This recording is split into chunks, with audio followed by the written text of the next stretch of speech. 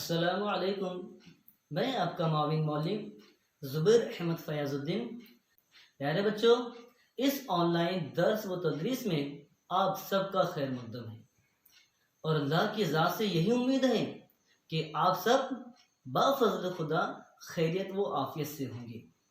عزیز طلبہ، آج ہم جماعت ششم مضمون اردو بال بھارتی اس درسی کتاب سے سبق نمبر 4 کو دیکھنے والے ہیں، جس کا عنوان ہم ایک پہیلی کے ذریعے جانیں گے۔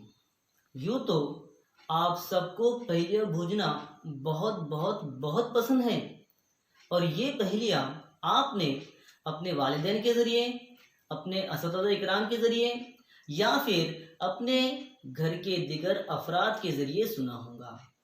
انہی پہیلیوں میں سے آج ہم ایک پہیلی کو جاننے والے ہیں، تو آئیے ہم جانتے ہیں وہ پہیلی کیا ہے۔ پیارے بچوں، بتائیے ایسی وہ کون سی چیز ہے جو انسان خریدتا تو ہے لیکن استعمال نہیں کرتا، اور جو استعمال کرتا ہے اسے وہ خود نہیں خریدتا؟ کیا آپ کو اس کا جواب پتا ہے؟ میں یہ امید کرتا ہوں کہ آپ اس کا جواب جاننے کی کوشش کریں گے، تو آئیے ہم اس کا جواب جانتے ہیں۔ اس پہیلی کا جواب ہے کفن۔ جی ہاں، آپ نے ٹھیک سنا، اس پہیلی کا جواب ہے کفن، اور یہی ہمارے سبق کا عنوان ہے خدر کا کفن، جس کے مصنف خواجہ احمد عباس ہے۔